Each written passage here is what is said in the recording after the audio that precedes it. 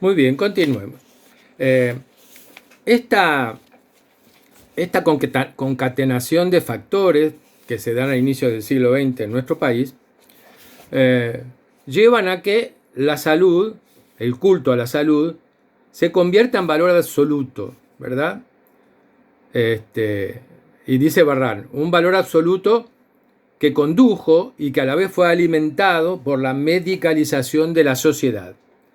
Implicó, por supuesto, este cambio de titularidad en, en los dirigentes y creadores de las políticas, que vuelvo a decir, pasó de la iglesia al cuerpo médico, y la entronización de la salud como el bien significó dar muerte a Dios y dar vida al cuerpo. La larga vida se transformó en el objetivo de la existencia individual y la salud pública en la suprema ley del Estado. Esto se reforzó cuando se comenzó a descubrir el valor del cuerpo, se le asignó valor al cuerpo, ¿verdad? Aquí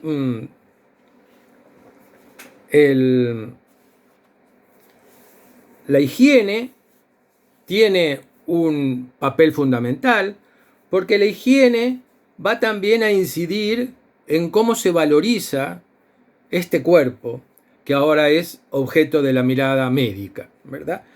Y entonces dice Barran, la higiene por su lado acusó también los aires de la época.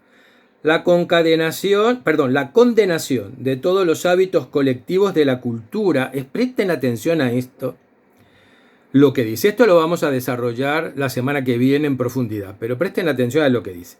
La condenación de todos los hábitos colectivos de la cultura, sobre lo que volveremos, lo vuelve en el tomo 2, se hizo desde un individualismo que negó funcionalidad a la sociabilidad popular, el mate en común, la comida con los mismos utensilios de la familia, la bebida en el vaso colectivo de la escuela, la cohabitación en el rancho y en el inquilinato calificada implacablemente de promiscua y patológica, todo llevó al aislamiento, a considerar, como el personaje de Ibsen, que el hombre más fuerte era el que estaba solo, al menos era el más sano, ¿verdad?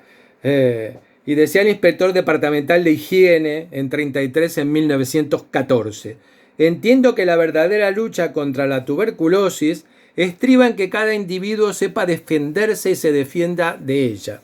Obtener que cada persona sea el luchador contra la tuberculosis. Inculcarles para que actúe como acicate la noción de egoísmo humano, bien útil de conocer, encerrado en el siguiente aforismo. Si no te cuidas, nadie te cuidará. Pongamos esto, 1914, con lo que hoy dicen nuestros dirigentes políticos cuando los vemos en los noticieros. Muy bien. Yo decía que en esta época se descubrió el valor del cuerpo y Barran nos dice, el cuerpo propio y sobre todo el de los demás fue visto como un valor económico y político. Los dirigentes de la sociedad y los médicos comenzaron a advertir en primer lugar el costo social de la enfermedad, el número de días de trabajo que se pierden, las sumas que exige su tratamiento, según se decía ya en 1903. Por supuesto, no era el COVID-19 en ese momento, eran otras enfermedades las que preocupaban. Fundamentalmente, la viruela ya estaba siendo dominada, pero fundamentalmente la tuberculosis y la sífilis eran los dos grandes problemas del momento, ¿verdad? Entonces, fue la tuberculosis por su impacto en la juventud y el alto precio de su tratamiento la que mereció los análisis más pormenorizados. Y a partir de allí, pensar cualquier enfermedad en términos económicos se convirtió en un lugar común para las clases dirigentes. O sea que cuando los periodistas preguntan ahora a los representantes del gobierno el costo que tiene el sostenimiento de todos los mecanismos que se pusieron en función para enfrentar al COVID-19, están siguiendo una larga tradición inaugurada en nuestro país hace más de 100 años. Como dice el dicho, no hay nada nuevo bajo el sol. Y continúa Barran diciendo, si la enfermedad era una pérdida económica, se deducía que la salud era un capital a cuidar. El doctor Legnani lo había afirmado ya en 1922. La salud humana es el verdadero capital de la nación, lo único que da interés. Por no entenderlo así, los americanos del sur continuamos siendo las turbas miserables y piojosas de siempre. ¿Verdad? Lapidario el juicio de Legnani. Muy bien. Fundamentalmente, dado que la salud era el bien supremo a preservar, se puso en boga o se puso en funcionamiento la medicina de tipo preventivo, de los cuales las campañas de vacunación y fundamentalmente la vacunación contra la viruela fue su principal arma de introducción, ¿verdad? Y más adelante Barran nos dice, los destinatarios naturales de esta medicina preventiva, cuidadora de la salud, eran las clases populares, por tantos motivos víctimas de la enfermedad. Eran ellas la base de los factores de producción, por lo que, como pedía un médico italiano en 1912, se debía promover la educación higiénica de las masas, inculcar a los trabajadores la conciencia higiénica con cátedras populares, ambulantes, publicaciones, premios, etc. Es decir que la concientización de las clases pobres, en este caso, del valor de la salud, era fundamental. Como ahora, cada vez que aparece el elenco de gobierno en la televisión, tratan de concientizar, no ya a las clases pobres, sino a toda la sociedad uruguaya, de que la única forma de salir indemnes de este brete en el cual estamos metidos actualmente es que entre todos nos cuidemos y que entre todos preservemos este valor común que ya está puesto sobre la mesa desde principios del siglo XX. Y dice más adelante Barran, el hombre sano, sobre todo el hombre en la edad de trabajar, era muy presumiblemente el mejor obrero, el mejor funcionario y también el mejor y más eficaz patrón. Valor económico del cuerpo. Pero también se descubrió que el cuerpo tenía un valor político, ¿verdad? Tenía también un valor político. Tal vez, ¿por qué? Porque la sociedad acababa de pasar por los horrores y por los millones de muertos de la Primera Guerra Mundial. Y luego se iba a enfrentar más adelante con la terrible hambruna que siguió a la crisis bursátil de 1929, ¿verdad? Para el caso de la sociedad uruguaya, la paz armada que había seguido en Europa al final de la Primera Guerra Mundial y que iba a acabar cuando iniciara la Segunda Guerra Mundial, en Uruguay coincidió con la batalla final entre blancos y colorados en la Revolución de 1904. A partir de ahí también se introdujo en el país una tregua armada, una paz armada, ¿verdad? Y el cuidado de los hombres, del ser humano como valor fundamental de una sociedad, ¿verdad? Digo, ya en 1913 un médico norteamericano decía que la nación que primero pueda obtener la disminución de las enfermedades venéreas habrá adquirido una superioridad considerable sobre sus adversarios. En 1893, Francisco Soca se había adelantado al señalar que el cuidado de la niñez uruguaya era clave, pues el mal de nuestra patria es la escasez de población. 1893 es el mal del cual sigue adoleciendo profundamente nuestra sociedad. Si la población es escasa, es un bien invalorable que hay que proteger, y se protege a través de la puesta en función del saber y la tutela médicos. El Instituto Profiláctico de la Sífilis, que se creó en 1917, en los folletos de propaganda que repartía decía: combatir la sífilis es servir a la patria, entre otras razones, porque esa enfermedad se opone al aumento de población del país y deja al organismo en estado de inferioridad. Y termina Barrán con una frasecita que dice: en este caso, el hombre sano se convertía en el mejor ciudadano y el mejor soldado. Y para los gobiernos vallistas de estas 3 décadas sería también el mejor colorado. El individualismo y el valor económico y político asignado al cuerpo ambientaron el culto a la salud. Ese culto satisfizo así tanto al creciente narcisismo de la cultura como a las necesidades del orden establecido. Por ese doble motivo, todos comenzaron a insistir en la virtud que emanaba de los cuerpos sanos, fuertes, vigorosos y jóvenes. La sociedad uruguaya era particularmente proclive a ese culto laico a la salud por su temprano aburguesamiento mental. José Pedro Varela ya había adelantado parte de este pensamiento en 1874, cuando proponía para los escolares ejercicios físicos y gimnásticos. Y decía José Pedro: todo el mundo reconoce que el ejercicio es esencial para la salud. Para los niños, cierto grado de fuerza corporal debiera ser uno de los fines importantes de la educación, no solo por la utilidad que ofrece para las ocupaciones, sino también porque sirve de poderoso auxilio para el desarrollo intelectual y moral.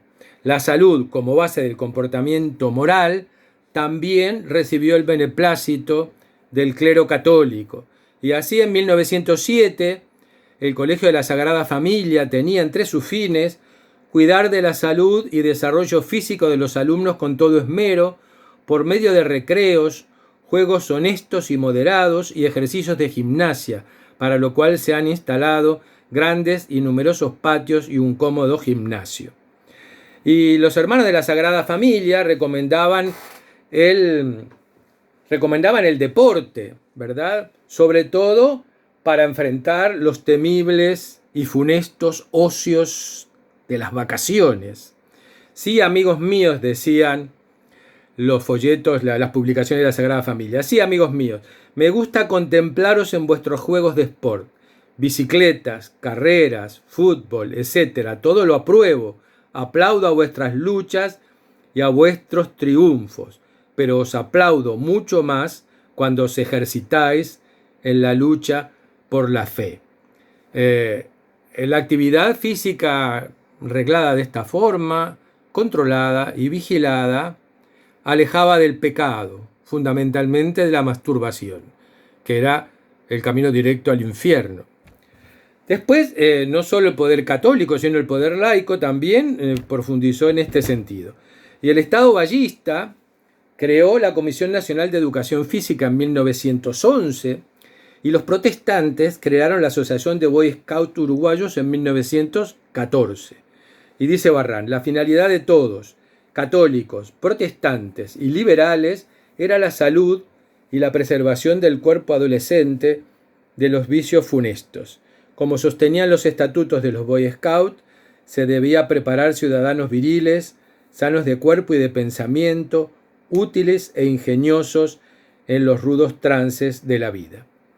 Y termina Barrán: el culto a la salud, que nació de una población que tendía al envejecimiento, condujo a la idealización de la juventud, pues era la edad del vigor y la salud naturales, y no la adolescencia, ni la madurez, ni la desprestigiada vejez.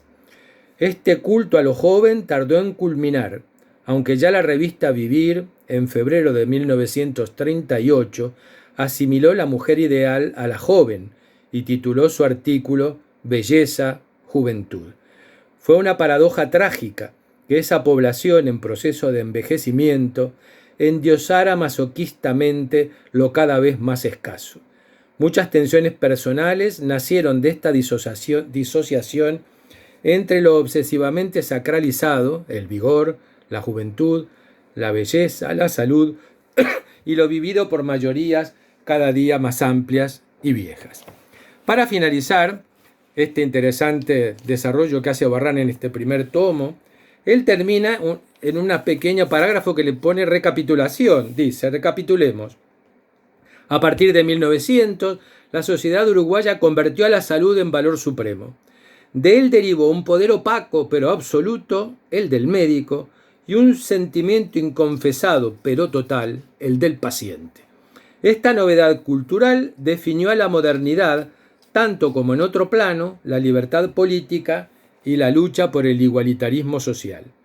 El disciplinamiento de las pulsiones y el de las muchedumbres tan concatenados, si antes estuvo a cargo de poderes brutales e inequívocos como el policía o el cura, ahora pasó a los sutiles e inadvertidos, al maestro y al médico, poderes que partían de la libertad y de la razón. Por eso se debe afirmar que en el mismo momento en que el médico vislumbró el pináculo de su poder e influencia en la sociedad, su saber lo hizo servir al orden establecido. De eso sobre todo tratan los tomos que siguen. Lo que Barrán nos dice es que el saber médico se convirtió en un poder al servicio del orden establecido, ¿verdad? Del orden que la República Democrática Uruguaya Liberal fue estableciendo en el correr de las décadas del siglo XX.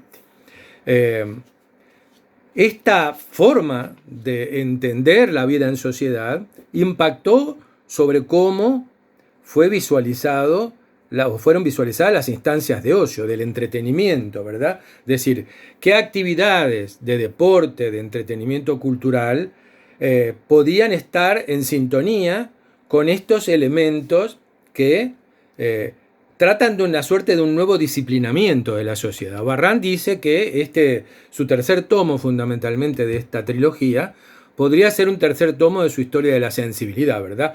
Aquella sensibilidad bárbara de principios de la colonización y de la independencia, que es sustituida a mediados del siglo XIX por una sensibilidad controlada, ¿verdad? Y luego por una nueva sensibilidad más hedonista que vendría a estar analizada en el tercer tomo de esta obra. Es un abordaje muy interesante, sobre todo porque en las instancias actuales, donde el poder médico y el saber científico son los que están en la base de todos los parámetros de esta nueva socialización que estamos teniendo, ¿verdad? Se hace muy interesante leerlo, ¿verdad? Primero porque nos demuestra que esto que nos está pasando ahora no es nuevo, que la sociedad ya lo enfrentó, que la sociedad estuvo muchas veces sometida a situaciones similares y que frente a cada situación desplegó un conjunto de conductas, de normas, de nuevos valores que permitieron a la sociedad superar ese trance. De la misma manera que esta nueva normalidad o las nuevas cosas que en los meses venideros tengamos que poner en funcionamiento, nos va a permitir a nosotros superar esta crisis y establecer una nueva forma social de la uruguayés. No es la misma ni va a ser la misma que la que teníamos antes del 13 de marzo. Va a ser otra. Tal vez mejor, tal vez peor. Habría que leer todo lo que están produciendo los filósofos sobre el tema actual y esa disyuntiva aparente entre salud y pérdida de la libertad, estados controladores y totalmente autoritarios, las viejas salidas hacia el autoritarismo, en fin, todo esto está en juego en estos momentos, no solo en nuestro país, sino a nivel global. Es por lo tanto muy interesante volver a nuestros viejos maestros, a nuestras viejas mentes clarividentes como Barrán, que ya en esta obra estupenda nos analizó estos temas en sus momentos augurales de comienzos del 900.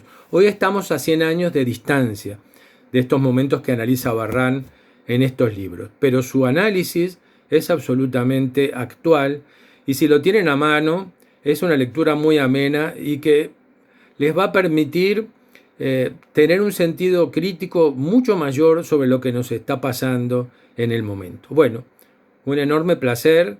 Nos vamos a reencontrar la semana que viene y vamos a seguir analizando esto que Barran con tanta maestría nos pone a disposición. Un abrazo grande a todos y que pasen muy lindo. Nos vemos.